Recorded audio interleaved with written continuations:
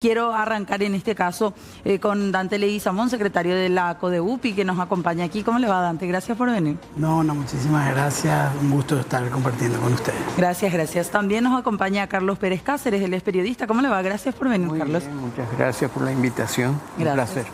Y también Víctor Colmán, él es presidente de los excombatientes del 89. Don Víctor, ¿cómo le va? Asimismo, muy buenas tardes a los invitados también y muchas gracias por la invitación. Usted era soldado en esa época. Sí. ¿Y qué, a 36 años, qué recuerda, o el famoso, qué recuerda a cada uno, ¿verdad?, de esta fecha y de aquellos momentos? Y realmente emociones encontradas siempre. Hay muchos recuerdos así volátiles, pero siempre en esta fecha la emoción invade nuestro pensar de todos los soldados que estuvimos expuestos aquella noche. Y siempre emociones encontradas, tristeza por lo que habíamos visto, ¿verdad?, de nuestros compatriotas caídos y esas cosas. ¿En qué arma usted estaba sirviendo? En la caballería yo estaba, en Cerrito Chaco, en el RCB2 Coronel Felipe Toledo, comandado por el coronel Pedro Concepción de la Cruz Ocampos en aquella época. ¿Y qué recuerda de esa madrugada, de esa noche? Y nosotros un mes antes, 22 días antes aproximadamente, volvimos a intensificar otra vez los preparativos para combate, ¿verdad? Era algo anormal para nosotros eso, era extraño, pero sí lo hacíamos. Hacíamos ejercicios físicos de madrugada y al amanecer los ejercicios tácticos, más o menos básicamente lo que se necesitaría, ¿verdad? Y también nos trabajaban psicológicamente por las noches, y hablábamos de muchas cosas, ¿verdad? De muertes, y quién sabe matar una gallina, por ejemplo. ¿Quién aguantaría ver sangre? Y esas cosas. Estudiaban por nosotros, ¿verdad? También. Pero nosotros no sabíamos a qué estábamos preparándonos. ¿Con cuánto tiempo de antelación más o menos ustedes empezaron a ver eso? Y aproximadamente 22 días o un mes. No estoy muy seguro, pero esa fue más o menos la cantidad de días que empezó todo. Y después llegó el día, a más que transcurría, ¿verdad?, el tiempo, había más nerviosismo en la unidad. Eso es lo que a mí me llamó mucho la atención. Pero no recibieron en ningún momento una explicación así tal cual de lo que iba a pasar. No recibíamos porque nosotros estábamos en el último eslabón de la cadena de mando. Claro. Simplemente teníamos que obedecer lo que se nos ordenaba. No había explicación alguna que se nos tenía que dar. A lo mejor, ¿verdad?, los oficiales superiores, subalternos, hasta por ahí sabía algo, ¿verdad? ¿Y cuántos años usted tenía? Yo tenía 17 años. 17 años. A 36 años, Dante, señor Carlos, lo que tiene que ver con la transición a la democracia, ¿cómo la están viendo después de aquella fecha? Desde la CODEUPI venimos haciendo como un análisis muy importante sobre el proceso de transición democrática.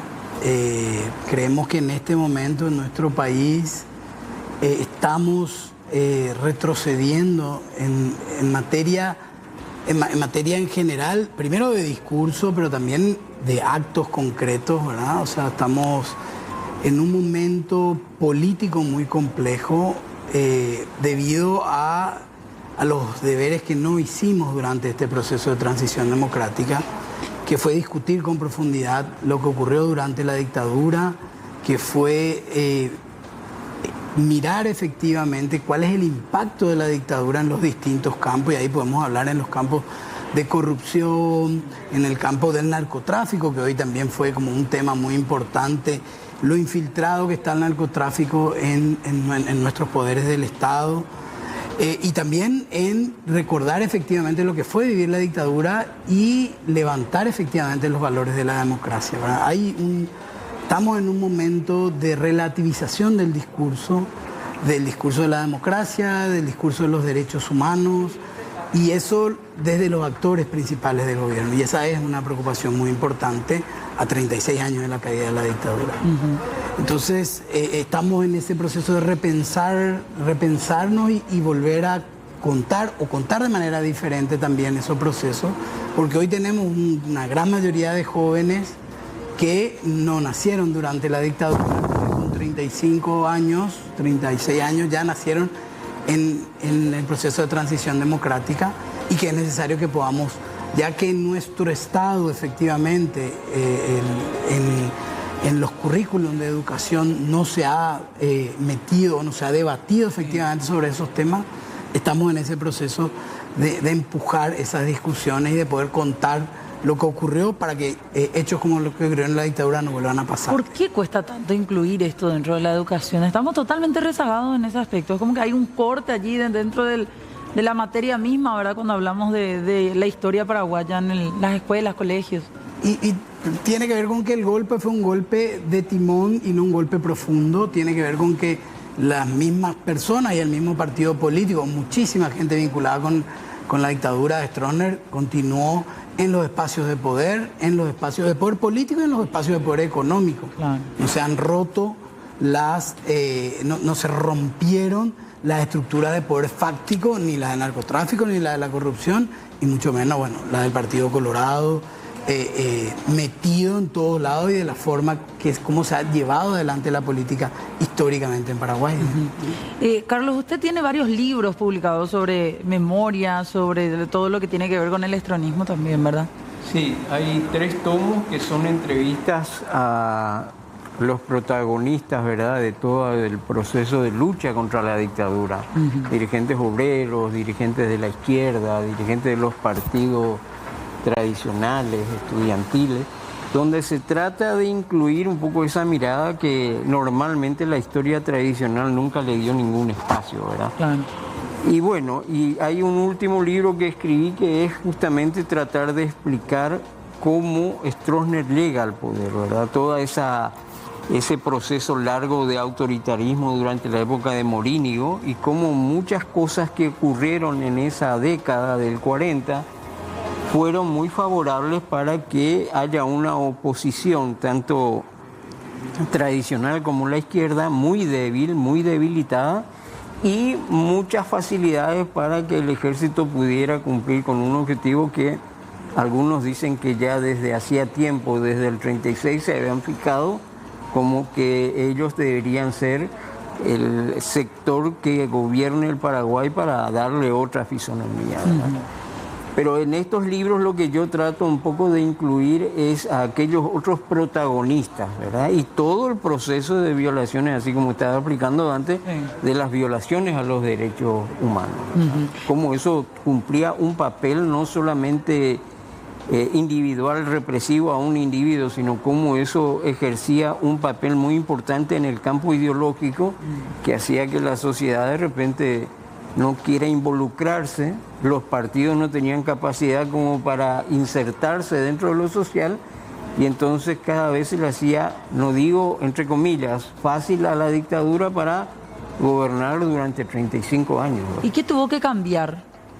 Y en realidad yo creo que muchas cosas no cambiaron, así en el mismo tenor que Dante. Yo creo que nos equivocamos cuando decimos transición democrática, porque en realidad desde esa idea más generalizada de lo democrático acá no se tuvo, así como dice Dante, siguió el mismo partido, siguieron los mismos personajes, siguió la misma estructura, siguió la misma clase dominante con un rostro a lo mejor diferente, pero todo ese poder siguió en función a los intereses de defender los intereses de una clase social que perdura hasta hoy día. Y los partidos políticos, esta ya es una opinión mía, claro, entraron en ese juego, entraron en el juego. Fíjate que antes del golpe estaba el Acuerdo Nacional, que por lo menos refrescaba la idea de la necesidad de la unidad de los partidos. Apenas se produce el golpe, entran los dirigentes partidarios a coquetear pensando de que podrían ganarle al Partido Colorado, cosa que, excepto durante la experiencia de Lugo, nunca se logró eso, ¿verdad? Claro. Entonces continuó todo igual. Y retrotrayéndonos más a la historia, ¿qué tuvo que cambiar en ese 2 y 3 de febrero o un tiempo antes para que se dé la caída de la dictadura?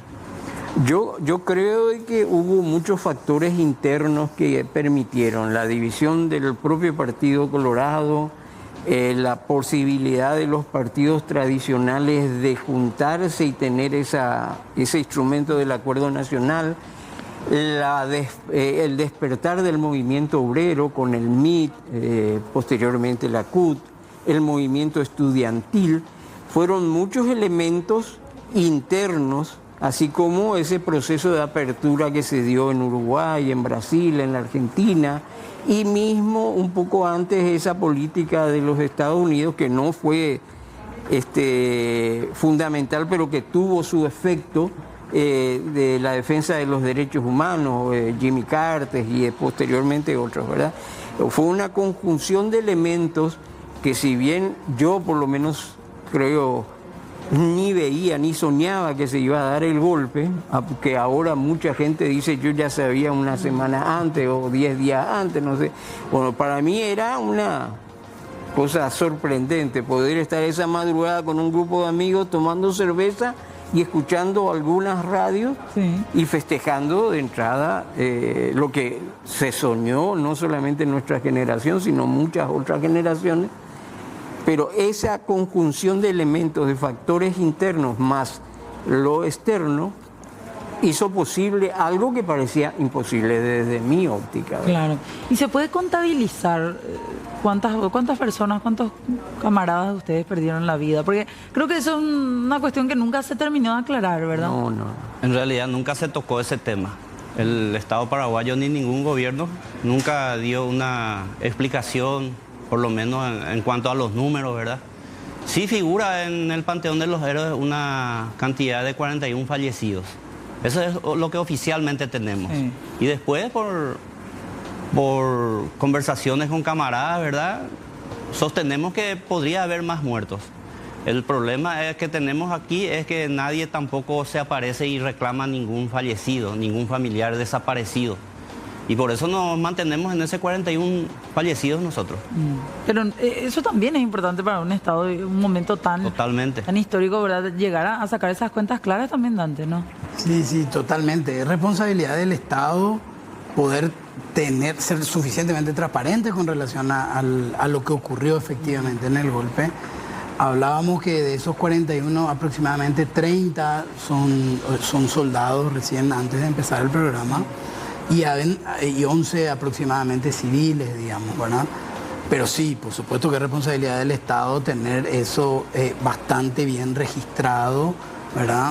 Y bueno, el Estado no ha hecho, como bien dice, los deberes para mostrar, porque nos quedamos un poco en lo que nos, entre comillas, nos satisfizo en general, que fue que lo hayan echado al general, digamos, el trono, al dictador. Como lo echan al dictador, entonces nos subimos al carro, por decirlo, de la victoria, y esto también hizo que, como bien decía también Carlos, en algunos momentos nos pudimos haber equivocado en la construcción o en la reconstrucción, digamos. El caso de Paraguay, Carlos me va a corregir, es bastante atípico a nivel internacional, porque es cuando gana el mismo partido que estaba gobernando, después de un golpe de Estado, sigue gobernando el mismo partido, claro, digamos, ¿verdad? Eso entiendo que no ha ocurrido a nivel latinoamericano, al menos, ¿verdad? Yo no tengo toda la línea, pero Carlos nos puede ayudar. Y es realmente es significativo, digamos, ¿verdad? Claro. Porque sí. Porque aparte también Paraguay tiene otra particularidad, primero, la dictadura duró 35 años, ¿verdad? Y segundo, la dictadura militar estaba basada en un partido político, digamos, ¿verdad? Algo que también es relativamente diferencial a las otras experiencias, por lo menos del sur-sur, podríamos decir, ¿verdad? Entonces, en esas paradojas ocurrió que el Partido Colorado siga gobernando, y sigue ocurriendo que se siguen relativizando las violaciones de derechos humanos gravísimas que ocurrieron durante la dictadura, cuando hablamos de desaparecidos, cuando hablamos de personas torturadas, exiliadas, de familias destruidas. Eso es muy, no sé si llamativa es la palabra correcta, pero hasta triste me atrevería a decir, porque se relativiza mucho y hasta se compara con otras cuestiones de acciones del propio gobierno. No, muchas obras, no, seguridad, había esto. Y como que se deja completamente de lado hasta hoy día. Se naturaliza lo que ocurrió del otro lado o simplemente se invisibiliza esas violaciones de los derechos humanos. Pero esa es la intención. Pero no es algo cultural también. Yo creo que hay una bastante intencionalidad hacia relativizar eso y fortalecer otros discursos, porque son lo mismo los que están gobernando, porque son muchos de los que se beneficiaron económicamente con tierras o con dinero o con negocios y siguen comandando, digamos, grupos de poder, les conviene ese discurso de relativizar solamente una parte, sin analizar que el impacto de la dictadura, independientemente de lo grave de las violaciones de derechos humanos, las causas, el tema de la corrupción es herencia de la dictadura. El prebendarismo con el que se manejan los derechos, o sea, la gente para acceder a derechos tiene que recurrir al presidente de la seccional de su sector para lograr un ataúd, para lograr derechos, para lograr una cama en un hospital. Y esa es una forma específica de hacer política prebendaria. ¿Para qué? Para seguir manteniendo el poder. Entonces, romper con esa lógica prebendaria de corrupción y prebendaria es lo que no quieren las personas que siguen gobernando hoy, digamos. Entonces, eso es de alguna manera lo que hace que siga siendo interesante que no se discutan estos temas. Claro. Carlos, lo que decíamos, ¿verdad? Fue muy raro también ver cómo, mientras en otros países se cambia de signo político después de un proceso de dictadura así tan largo y tan angustioso con tantas víctimas de por medio, acá hicimos todo lo contrario. Todo lo contrario, sí. Fíjate que no solamente continuó el partido, sino continuaron los mismos personajes que un día antes a lo mejor estaban pidiendo hurras por Stroessner, ¿verdad? Pero a mí me parece que nosotros nos equivocamos en la manera de encarar los análisis cuando hablamos de la dictadura. Siempre también nosotros enfocamos, sin tener mucha información, como que la dictadura se dedicó exclusivamente a violar los derechos humanos y nada más. Y a mí me parece que esta dictadura demostró que los intereses contrapuestos en la sociedad hacen que cuando uno esté en el poder, una clase dominante representada por los militares y por un partido, no solamente violen los derechos humanos, sino que impongan dentro del aparato ideológico del Estado una serie de ideas que son recogidas en la familia, posteriormente en las escuelas, en la iglesia, en el club deportivo, en la sociedad. Primero, ser anticomunista.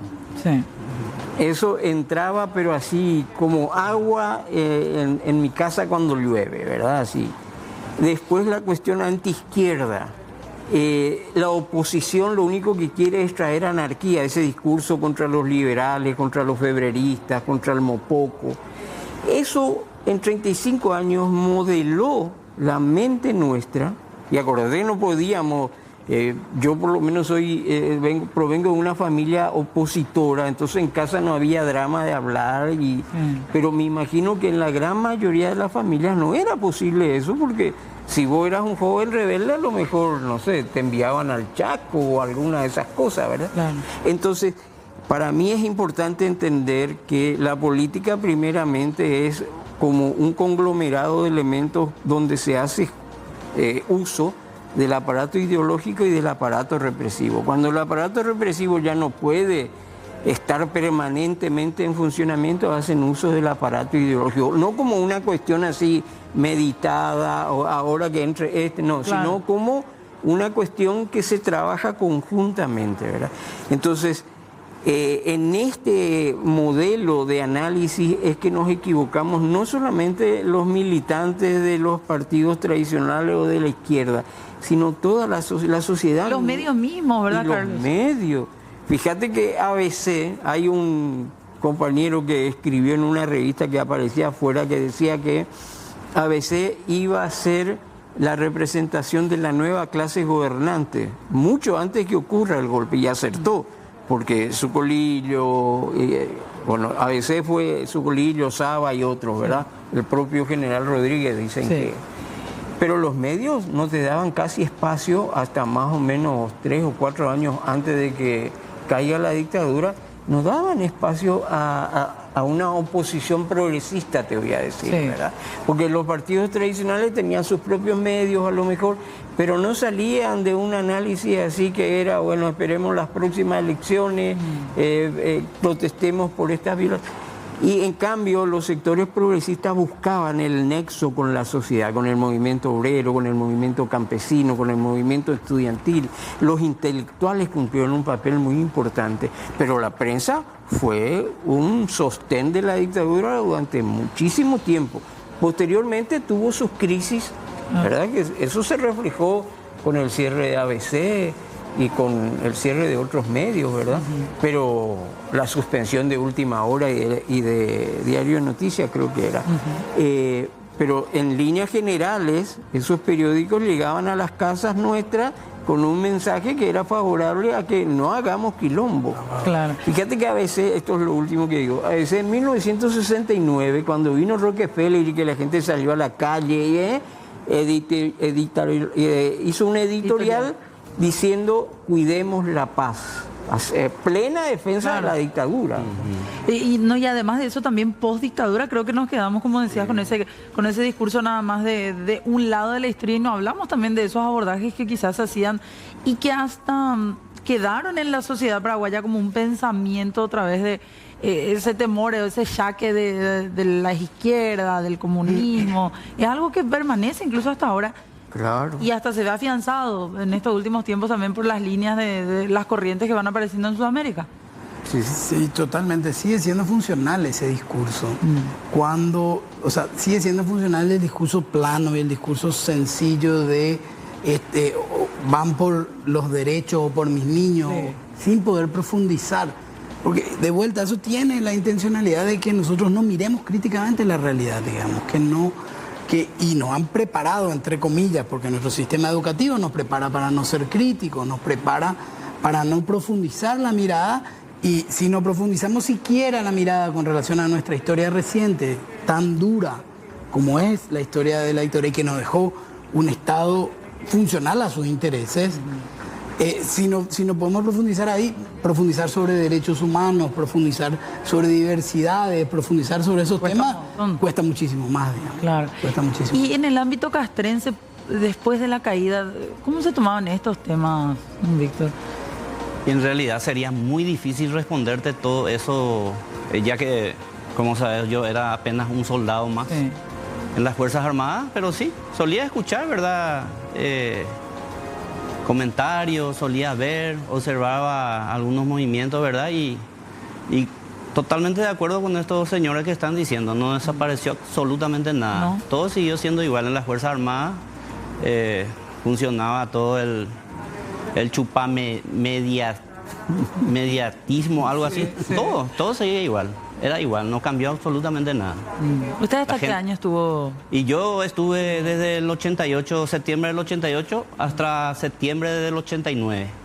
Yo tenía 6 meses cuando se llevó a cabo el golpe militar.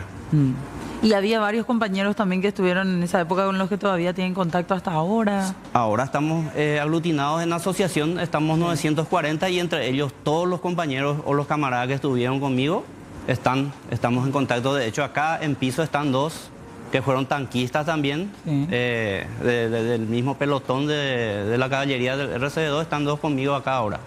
¿Cómo se vivieron esas horas posteriores, el 3, el 4 de febrero?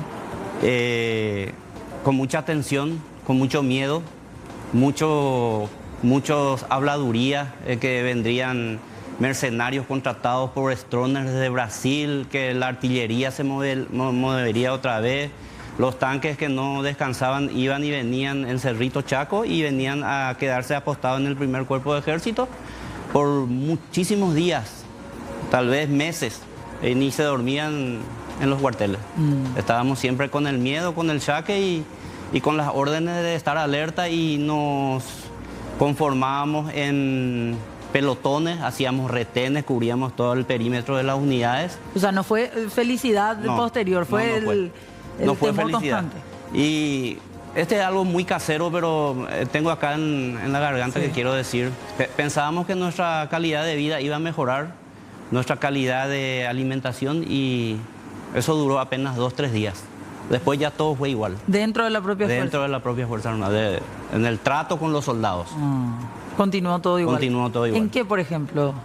Y en la comida del día a día. Al principio mejoró muchísimo, después fue bajando de calidad y después ya fue empeorando. Y esas cosas. Se dejaron totalmente de lado el tema derechos humanos.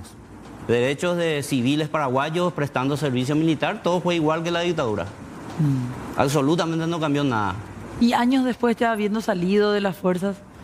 Y años después ya ni se acuerdan más de nosotros.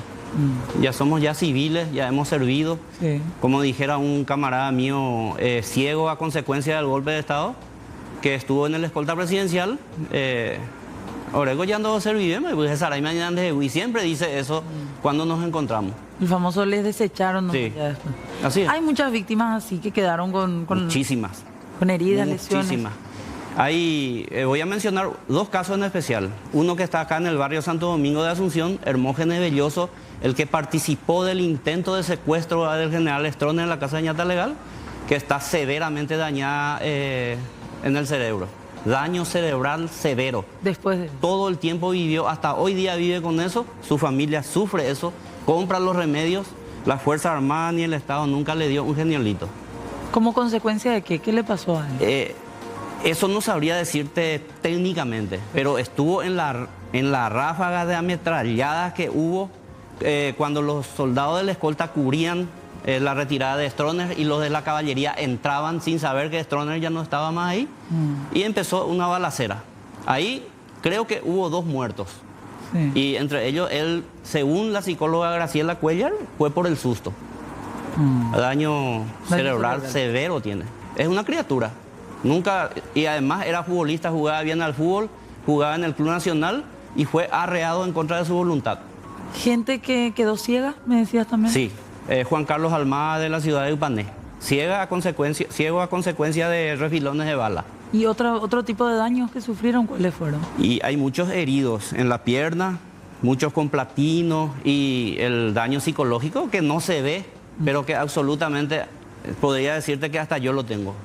¿En qué sentido, por ejemplo? Y cuando llegas a estas fechas, las emociones, el nerviosismo, muchos tenemos eso. Es una cuestión que casi no se habla en la sociedad. No se habla. Yo creo que si se hiciera una investigación o un trabajo psicológico entre todos, saldría a la luz la verdad, pero así simplemente es difícil de demostrar. Y muchas víctimas colaterales, ni que decir también las familias. Sí, ¿verdad? las familias, las madres que perdieron sus hijos. Una es doña María de la ciudad de Choré, Tranquilino González, que murió ahí dentro de la escolta presidencial. Y todo muy triste siempre. Claro. Queremos seguir hablando, abordar también ese aspecto que, como decíamos, muchas veces no se toca. 19:32, hacemos una breve pausita así y a la vuelta continuamos hablando de este tema. Estamos hablando de la caída de la dictadura en esta fecha sumamente importante para toda la sociedad paraguaya. 36 años han pasado de aquella gesta del 2 y 3 de febrero del 1989. Y estábamos hablando aquí con el señor Víctor Colmán. Él es de la Asociación de Excombatientes, está en representación de ellos. Y queríamos contar un poquito también qué es lo que está pasando a estas alturas con la ley. Ustedes ya tienen una ley para ser indemnizados. Sí, tenemos una ley aprobada, promulgada ya por el presidente de la República y también reglamentada. Voy a comentar que el reglamento es bastante claro, a nosotros nos convence, Sí. pero es muy dilatador el tema. Dilatan demasiado y a mí me gustaría que el poder administrador, el comandante en jefe, se decida y acelere un poco más el tema. Hay camaradas que ya no pueden esperar, hay camaradas que ya están muy necesitados, como te mencionaba lo de Hermógenes, que tantos años ya su madre, que es viuda, ha sufrido, ¿verdad?, las consecuencias de lo que le sucedió a nuestro camarada y el camarada ciego y varios más. Y me gustaría a mí que acelere el tema el presidente de la República, que dé una orden, porque en las instituciones donde están siendo gestionadas la aplicación de esta ley están dilatando mucho. ¿Cómo es el proceso? Y el proceso es que son sencillos los documentos que nos piden. Tenemos que recurrir a la DIGERMON, que es donde se expide la libreta de baja. Sí. Ahí están cambiando todas las libretas de baja porque toditas están mal escritas, tienen errores ortográficos, están mal los apellidos. Y entonces ese proceso es muy lento. Pero ya hay muchos camaradas que ya han terminado sus trámites, ya han hecho mesa de entrada en el Ministerio de Defensa, y yo considero que el Ministerio de Defensa, en el reglamento está claro, tiene sus plazos carpeta que llega, yo creo que ya debería de ir siendo evacuada. Con la libreta de baja uno tiene que ir como excombatiente del 89 al Ministerio de Defensa. Sí, en realidad, eso. sí, en realidad varios documentos, declaración jurada, libreta de baja, fotocopia de cédula, fotocopia de nacimiento, Sí. y eso nada más. No es mucho tampoco, pero ¿Y cuánto tiempo tiene el Ministerio de Defensa a partir de ahí? creo que el Ministerio de Defensa, no estoy muy recordado, pero creo que serían 60 días más o menos para expedirse por un documento. También. Creo que son, 36 años. es por ahí, 60 días. Tendría que ya pasar de nuevo a la DIGERMON. La DIGERMON es la encargada de pasar los documentos a la Procuraduría. Sí. Y la Procuraduría tiene también sus plazos, pero mucho más. Me parece que su plazo es mucho más, me parece que es 15 días nomás ya se tiene que despedir. En teoría. Sí, Y esos documentos ya tienen que estar recibiendo, ya están recibiendo ahora. el Ministerio ya está recepcionando ya las carpetas. Pero ¿por qué ustedes dicen que se dilata entonces? Y porque ya debería de correr ya del Ministerio. Y Yo creo está que ahí ya, trabado sí, el- sí, la ley ya está. Sí. La voluntad política En teoría ya está está. todo, en teoría está todo. Pero eso es lo que a nosotros nos disconforma un poco. Y le pedimos al gobierno celeridad. ¿Cuánto tienen que cobrar? 80 millones para cada camarada. 80 millones. Todos para por mí. igual. Es Todos por igual. Todos por igual. ¿Y ustedes en la asociación son? Somos ¿Cuántos? 940 asociados.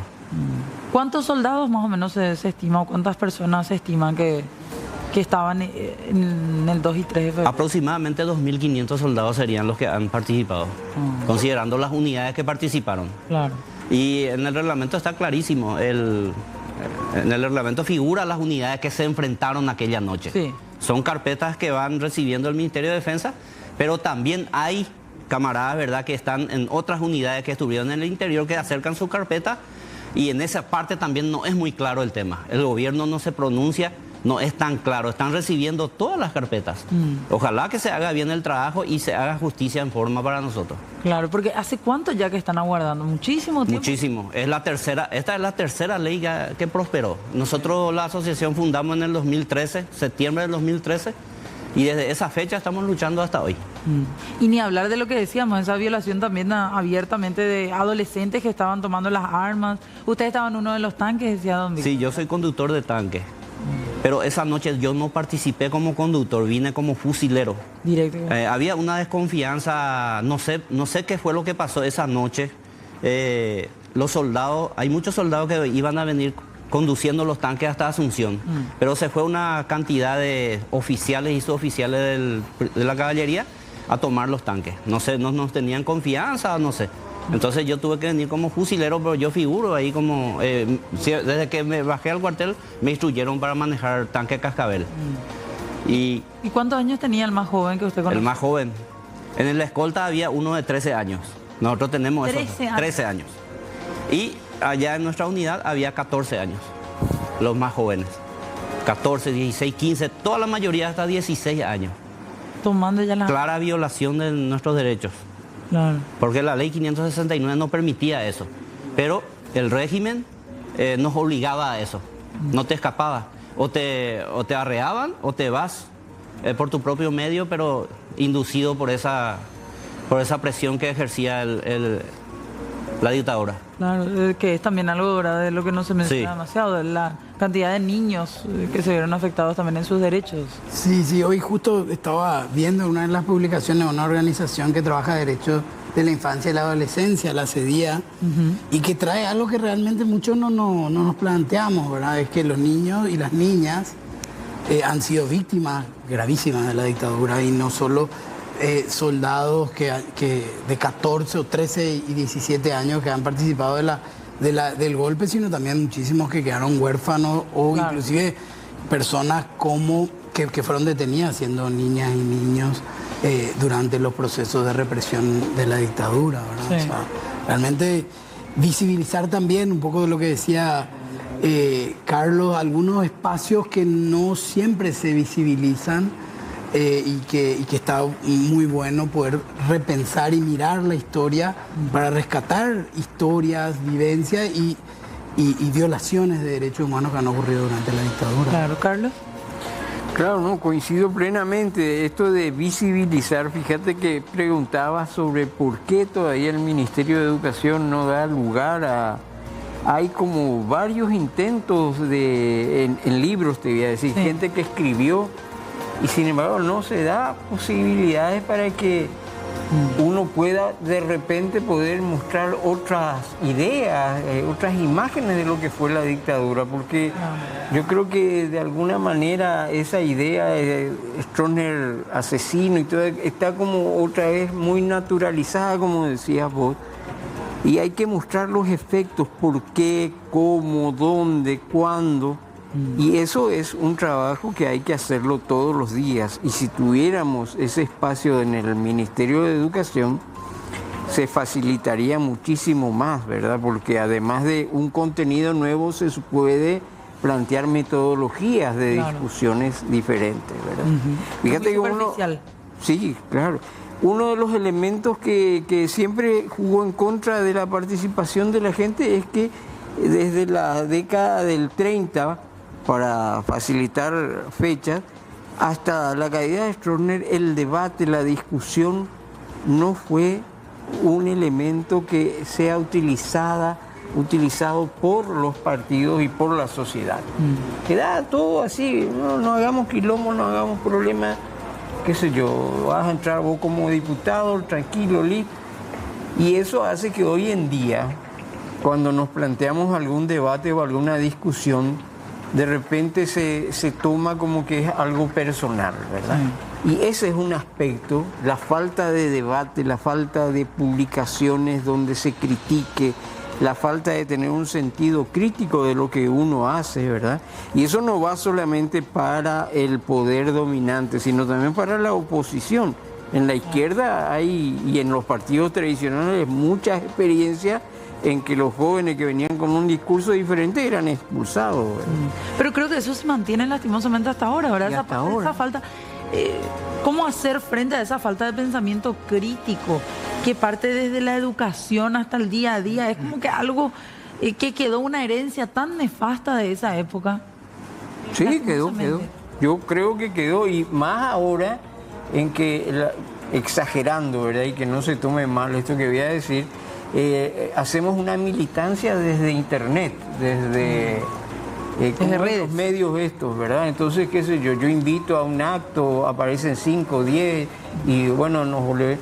Antes no era así, pero antes había una mayor inserción en los pocos espacios en que uno podía hacer un trabajo, había mayor complementación. Ahora no. Ahora es todo por internet y la gente responde bien o mal, no sé, pero no existe ese contacto permanente personal que te permita a vos evaluar cómo estás haciendo tu trabajo. Claro, para ir cerrando brevemente, una pregunta le quiero hacer a cada uno, la misma. ¿Estamos rumbo a una nueva dictadura? ¿A nuevas formas de dictaduras? Yo creo que sí, yo creo que se utiliza todos los aparatos disponibles por parte del sector dominante, el gobierno, para no caer en esa imagen de las represiones, las muertes, los desaparecidos, pero hacer que todo vuelva a ser funcional al sistema. Entonces, te hablan de leyes, te hablan los casos de los retrasos en el cumplimiento de leyes. Entonces, para mí, estamos yendo hacia una dictadura, entre comillas, legalista, pero que cumple un papel justamente de no responder a los intereses del pueblo. ¿Dan? Sí, yo creo que sobre todo este gobierno que ahora ha asumido ha mostrado claramente la intencionalidad de llevar adelante medidas totalitarias y sin discusión. O sea, tenemos un parlamento que no debate, que no discute, tenemos medidas impuestas sin la discusión con los propios afectados de las leyes. O sea, el ejemplo más, podríamos decir, más significativo es la reciente ley que igualó las habilitaciones sin hablar con sus propios intendentes, podríamos decir, ¿verdad? El mismo signo y todo. Pero digo, esa es la política del gobierno desde que asumió el 15 de agosto del 2023. No debatimos nada, acá hay una agenda que hay que imponer y tenemos parlamento que no debate, digamos, entonces, y que no se cuestiona, por ejemplo, cosas como lo que ocurrió hoy, digamos, ¿verdad? O sea, tenemos personas como Enrico Galeano, o teníamos personas como Lalo Gómez en el Congreso sin que no ocurra nada, o como Orlando Arévalo, digamos, ¿verdad? Y los caminos y las medidas claramente nos muestran medidas totalitarias y vamos hacia el resquebrajamiento de lo poco que hemos podido construir la democracia en nuestro país. Estos años. Y del otro lado, la dictadura de la burocracia, ¿verdad? Que es la que ustedes Totalmente. están pasando. Sí, yo creo que tenemos cientos de kilómetros adentro ya adentrado a la dictadura. El principal es la dictadura. ¿En la actualidad? En la actualidad. ¿Lo principal es en qué decía? Lo principal es la dictadura económica que tenemos. Y después, acá el ejemplo ya lo dieron estos dos señores anteriormente. Por esa razón yo digo que estamos varios kilómetros adentrados ya. Pero seguramente nos faltarán pechos de murallas en el futuro. Claro. Eso es lo que yo pienso. Totalmente. Bueno, muchísimas gracias a los tres por venir. Realmente es muy enriquecedor hablar con gente que conoce tanto del tema, así que les agradecemos muchísimo a los tres. No, muchas gracias. Gracias a vos. Gracias. Tenemos que hacer una pausa, ya volvemos.